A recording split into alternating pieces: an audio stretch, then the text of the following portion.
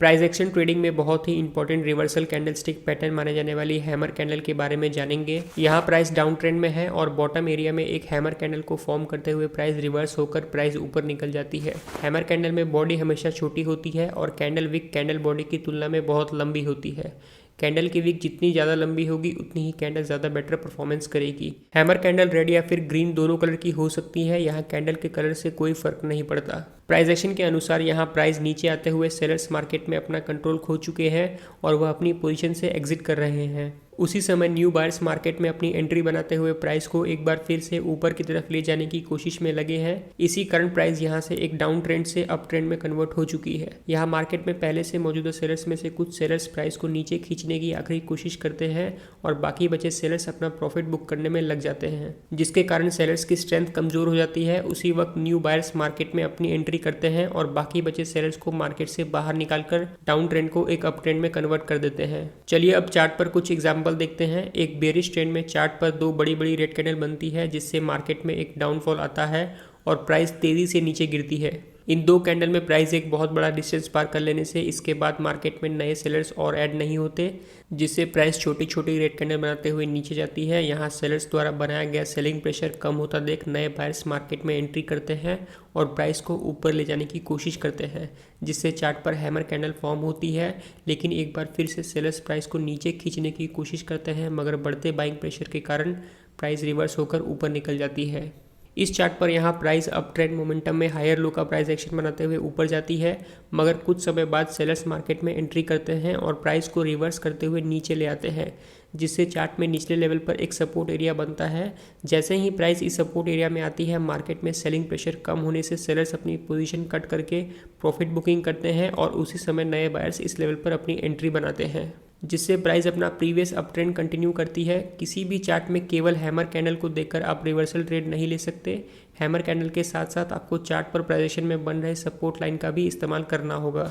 अगले एग्जांपल में price up trend में मूव करते हुए हायर लोस का फॉर्मेशन बनाते हुए ऊपर बढ़ती है।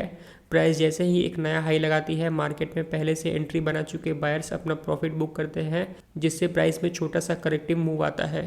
पिछले हाई पॉइंट पर चार्ट में एक सपोर्ट लाइन बनने से प्राइस इस सपोर्ट लाइन तक जैसे ही आता है, फिर से न्यू बायर्स मार्केट में एंट्री करते हैं, जिससे चार्ट पर हैमर कैंडल बनती है। यहाँ प्राइस अपने प्रीवियस हाई का सपोर्ट लेकर अपना अप ट्रेंड कंटिन्यू करती है। यहाँ न्यू बायर्स द्वारा हैमर कैंडल को एक फ्रेश एंट्री पॉइंट की तरह इस्तेमाल किया गया है। प्राइस एक्शन में बनने वाली की लेवल्स के साथ कैंडल स्टिक पैटर्न का इस्तेमाल करके आप यहाँ लॉन्ग ट्रेड में एंट्री बना सकते हैं। यहाँ मार्केट एक डाउन ट्रेंड में मूव करते हुए चार्ट पर इस पॉइंट पर एक हैमर कैंडल बनाता है। बहुत से न्यू ट्रेडर इस हैमर कैंडल को देखकर एक रिवर्सल ट्रेड प्लान करते हैं, क्योंकि हैमर कैंडल एक बुलिश रिवर्सल का सिग्नल होता है, ऐसा उन्हें पता होता है। लेकिन सिर्फ एक अकेली हैमर कैंडल मार्केट के पूरे ट्रेंड को चेंज नहीं कर सकते। किसी भी कैंडल स्टिक पैटर्न को वर्क करने के लिए प्राइस एक्शन का सपोर्ट लेना जरूरी होता है। इस पॉइंट पर चार्ट में कोई प्रीवियस सपोर्ट जैसा की लेवल मौजूद नहीं है और अगर सिर्फ हैमर को देखकर आपने रिवर्सल ट्रेड में एंट्री की तो आपका स्टॉप लॉस जरूर हिट होगा। इसीलिए कैंडल स्टिक के साथ हमेशा प्राइस एक्शन का इस्तेमाल करना चाहिए। ये निफ्टी बैंक का 3 सितंबर 2025 का 5 मिनट टाइम फ्रेम का चार्ट है। अगर आप ध्यान से चार्ट को देखिएगा तो यहाँ सेलर्स बार बार इस लेवल को ब्रेक करने की कोशिश कर रहे हैं, मगर फेल हो जा रहे हैं। आप इन कैंडल्स को देखिएगा तो कैंडल नीचे जाती है लेकिन विक बनाकर ऊपर आ जाती है। यहाँ सेलर्स का पावर कम हो रहा है। बायर्स ने यहाँ एक छोटा सा मोमेंटम ऊपर की तरफ किया, लेकिन प्राइस फिर से उसी सपोर्ट जोन पर आकर ट्रेड करने लगा और टाइम स्पेंड करने लगा।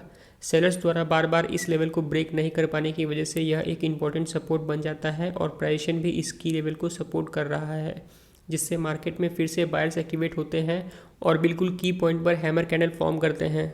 इसी हैमर कैंडल स्टिक के लो पर स्टॉप लॉस लगाकर एक लॉन्ग ट्रेड में एंट्री कर सकते हैं।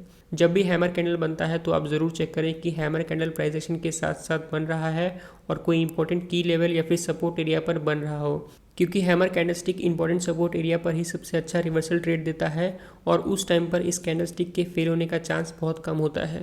उम्मीद करता हूँ ये वीडियो आपको पसंद आया होगा। अगर आपको इस वीडियो से कुछ भी सीखने को मिले, कुछ भी वैल्यू मिले तो वीडियो को लाइक कर देना और चैनल पर नहीं हो तो सब्सक्राइब कर देना। बहुत बहुत धन्यवाद।